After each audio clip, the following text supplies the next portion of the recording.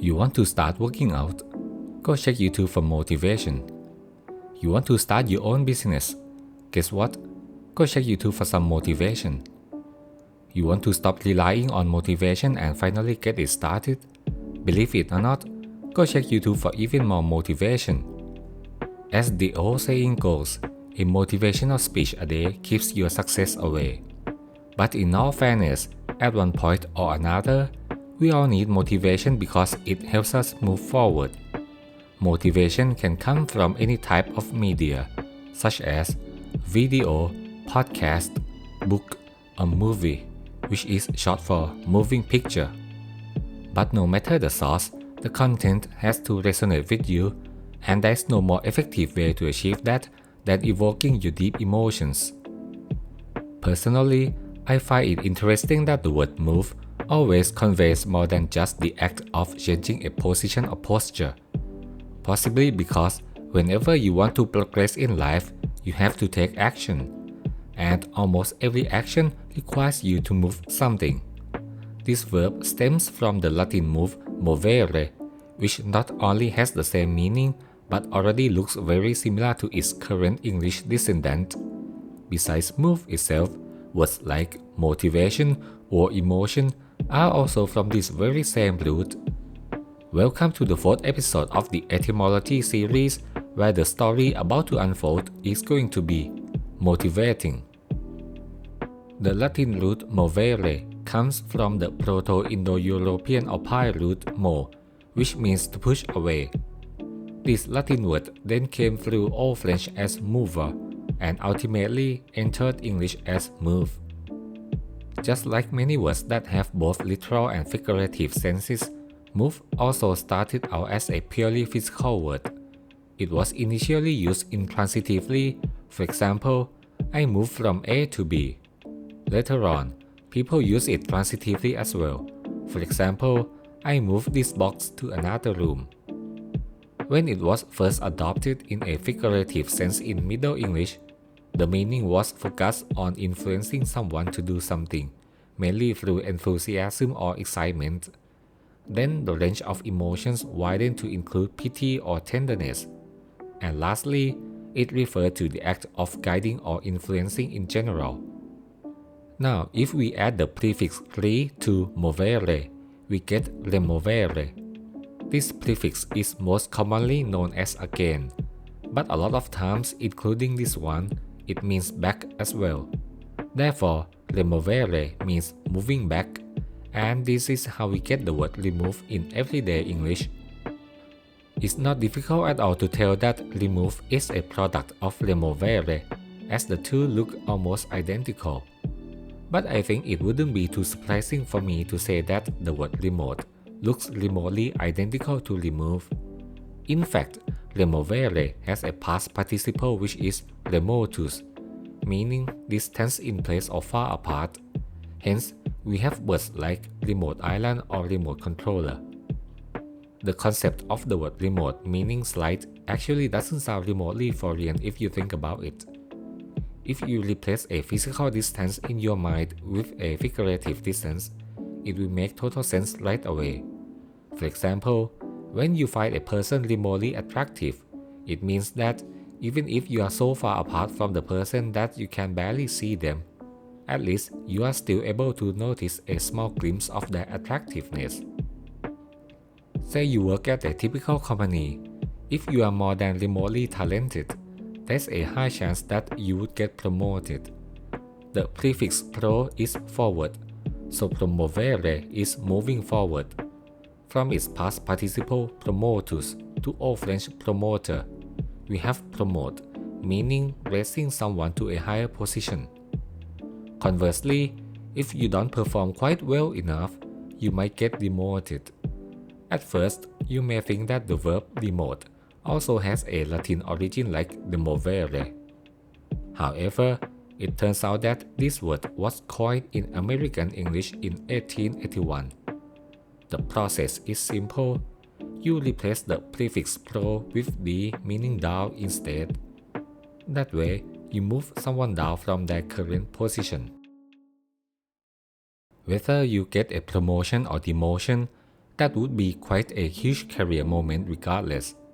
The word moment comes from Old French moment, from Latin momentum, which is a contraction of movimentum. The Old French moment has both senses of time and importance. For the time aspect, the word didn't go beyond a single point in time at first, but probably due to colloquial usage in the past that had caused a semantic widening, the word now also covers a short time interval. An example expression is "wait a moment." As for the sense of importance, we have the adjective momentous, meaning very important or serious, especially because there may be important results in the future. Now, let's pick up where we left off, momentum. Although it meant general movement initially, in the 1690s, people began to use it in a scientific context, meaning the product of the mass and velocity of a body. The figurative use as an impelling force dates back to 1782. We already talked about the movement itself, but haven't talked about the movable things yet. The quality of being moved easily and quickly is called mobile. From movere, it came to be movibilis, and then got contracted to mobilis, meaning movable, flexible. Its neuter is mobile, whose form has been preserved when entering French and ultimately English. Interestingly, not only was Latin mobile used with inanimate objects to mean things that are easily movable, it was also used with humans to mean people who are easily movable. In Latin, there's a phrase mobile vulgus, which is a combination of mobile and vulgus, meaning common people or populace. So mobile vulgus means common folks who are very changeable in their opinions or simply capricious. This phrase expresses a ruling class's perception toward unruly commoners. The whole phrase was shortened to just mob, which is a slang used to refer to a crowd that may cause trouble, especially to the public. Today, we also use mob to refer to an organized group of criminals, like the mafia. Speaking of causing trouble, we have another word with a similar meaning, and that is mutiny. I explained earlier that vulgus is a Latin word for calling commoners, so the word vulgar means having bad taste or rude, and vulgar Latin is the concept of the colloquial Latin spoken by those commoners. In vulgar Latin, there's a word movita, which is military uprising. In a military or ship's crew, order must be maintained, so even the slightest movement can cause a stir. That's why, when this concept entered French, the meaning was mainly about a revolt. Mut means revolt, mutin means rebellious, and mutiny means to revolt. The English language adopted this root, and there used to be an English verb mutine, meaning to rebel, but is now obsolete. Nevertheless, we still have two noun forms in today's use, mutinia and mutiny. When a crowd decides to rebel, there must be a motive.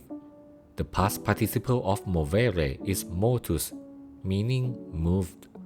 From the stem of motus, mot, we get words like mortar, motif, and motif.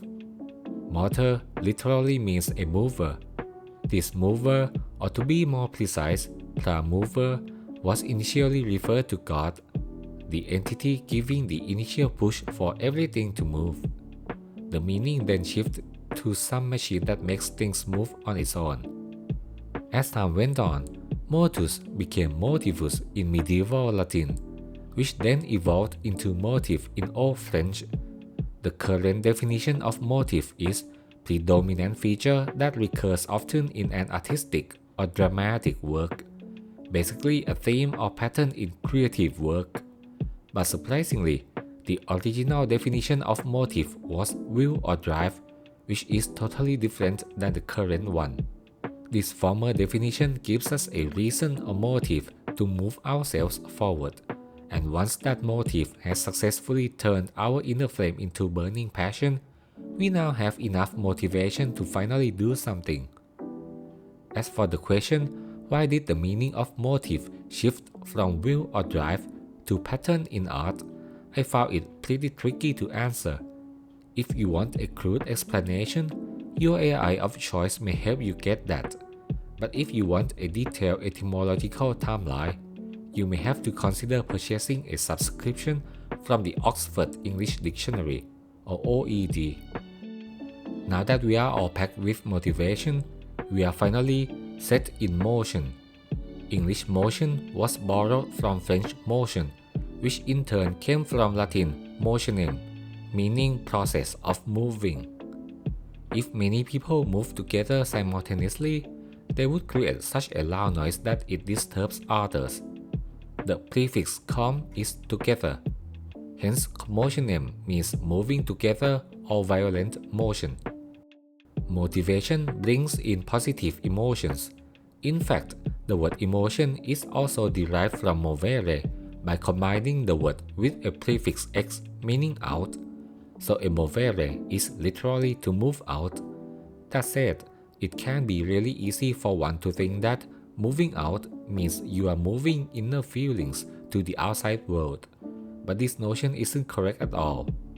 By the way, that notion does work for the word expressed from the Latin root premere. If you haven't watched the third episode of the series yet, please give it a try. Thank you. Back to our emovere, it meant move out or agitate. This action creates a commotion or stirring, which is the meaning of Old French émouvoir. It then became émotion in French, meaning social moving, stirring, or agitation.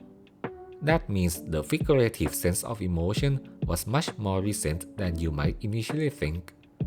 In the 1650s, this word was used to refer to strong feelings only, but by 1808, it was extended to any feelings. Since we now live in the digital era, here are two fun facts related to our modern obsession with texting. Fun fact number 1. Things like this are called emoticons. The word emoticon is a blend of emotion and icon. Fun fact number 2. Things like this are called emojis. Despite the resemblance between the two words and the fact that a lot of times we use an emoji to express our emotion, the word emoji has nothing to do with the word emoticon or emotion at all. In fact, it originates in Japan as a blend of e, meaning picture, and moji, meaning character. So emoji or emoji literally means pictorial character in Japanese. According to etymonline.com, it says the following: coined 1999 in Japanese by Shigetaka Kurita, NTT Docomo employee. Its adoption in English was driven by Apple iPhone's inclusion of the feature in 2008. The similarity to native emoticon is a happy coincidence. So yeah, I do agree that this is a very happy coincidence. Since this episode has been talking about motivation, and motivation, it's very tempting for me to share the story of my own humble YouTube journey. Alright, I'm not a motivational speaker, nor do I think my channel is already successful, or at least big enough. As of today, that I'm about to upload this video, my channel has a grand total of 2 subscribers. The second episode has had only 7 impressions after 1.5 months. Besides, I'm not a linguist, nor have I gone through some sort of formal linguistic education, and you can even tell that English isn't my first language, so it will sound broken or unnatural here and there. Despite all the pain and adversity, I still show up. Sure, my editing skill sucks, but it will improve with time and practice. Sure, my voiceover isn't smooth at all, but it will improve with time and practice. Sure, this thing you are watching that I call animation isn't that far from a moving PowerPoint presentation, but it will improve with time and practice. And sure, there are so many other things that aren't even remotely bearable, but again, they will improve with time and practice.